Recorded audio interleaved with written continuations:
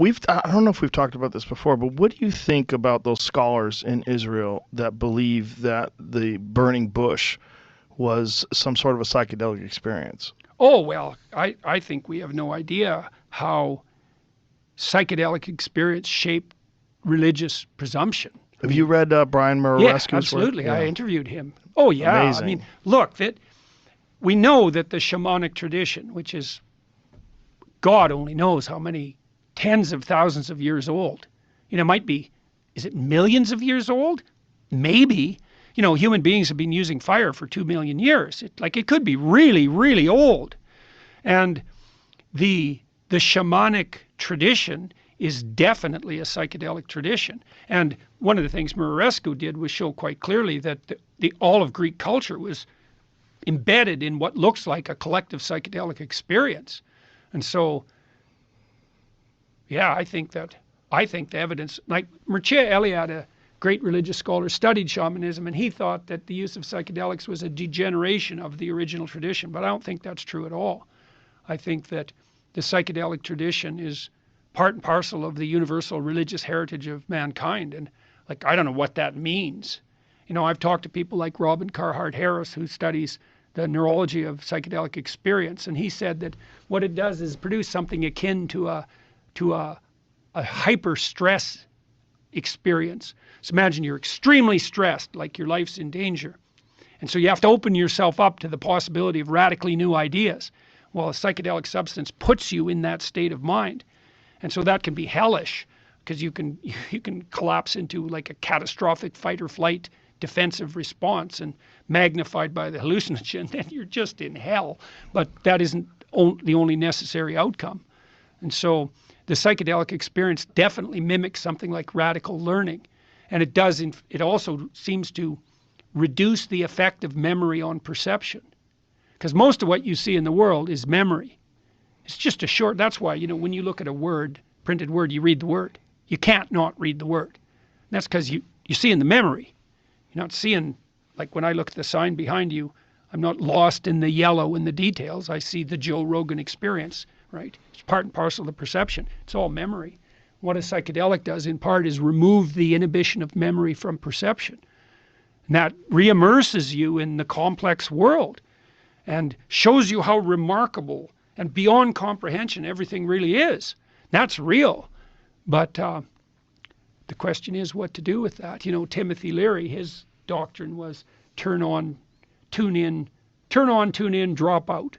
And that devastated the whole culture, that idea. It's like, well, if we just shed our presuppositions and the whole industrial nightmare, we'd all be freedom-loving hippies wandering around Eden. It's like, no. I wanted to do a line of psychedelic products. Turn on, tune in, grow up. Right. I think that's much funnier, much better. Yeah, and that's also possible. That's a possible path through this sort of quest for spiritual enlightenment. Yeah. And it's not. The Timothy Leary thing was. It was dismissed by a lot of other psychedelic pioneers of the time. They saw the flaws. Oh yeah, in that thinking. yeah, definitely. The people who were already experimenting with ideas of proper set. And also they knew that back in the early 60s. Yes. And also the people that had no desire to run a group of like-minded people, which Leary did.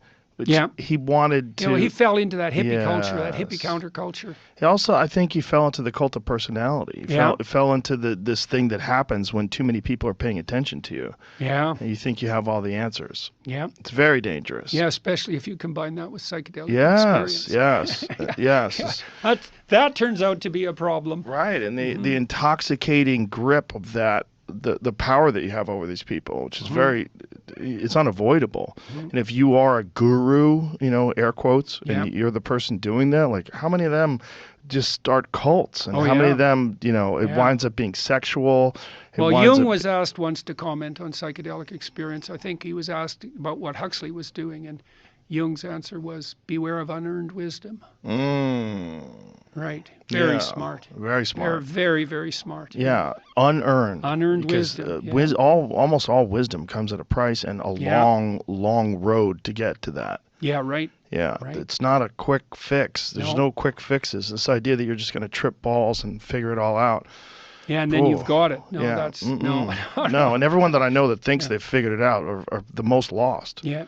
They're, especially the ones that are if you're lucky, espousing you it can to come other out of an people. experience like that knowing that, like Socrates, and Socrates may have learned this from psychedelic experience. Seems quite probable because he participated in the Eleusinian mysteries. Yes. He said, I know that I don't know. He was radically open to the revelation of his own ignorance, and certainly psychedelics can provide that. It's like, oh, I see. I don't have a clue. Yeah. Yeah, that's the first step. Yeah. That's the first lesson you learn is you don't know shit. Yeah. And also the overwhelming understanding that this is available, that this experience is available, and it's so alien to modern experience, and just an average everyday experience, that this thing is behind the veil, man. Yeah, and it's right there. And it's so scary for people. Yeah, well, maybe this time, there are wise people working on that front, like Roland Griffiths, who unfortunately is very sick at the moment. And, he's approached this with a lot more reverence and respect than more casual experimenters like Leary. And maybe this time, God willing, we'll get it right and introduce these strange ancient chemicals back into our culture without blowing the lid right off it. Right, and I think one of the best gateways to that is dealing with people who have trauma, soldiers with PTSD, where they're doing MDMA therapy, and also other people that have had violent experiences in their life with MDMA. Yeah. It's helped them to overcome that. Griffiths has helped people deal with paralyzing death anxiety consequential to cancer diagnosis, and yes, and those studies they're very dry.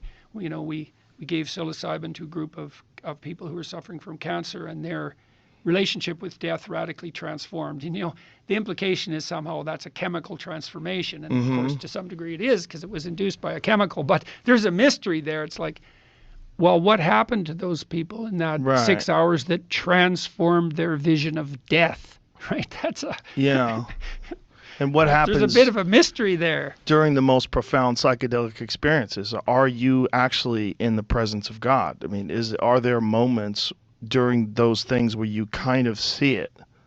That the veil does get lifted, and you do briefly for a moment. Yeah. And I think the same thing happens to you to some degree when you fall in love. Like when you're in love with your kids, well, you see them better than you've ever seen anyone.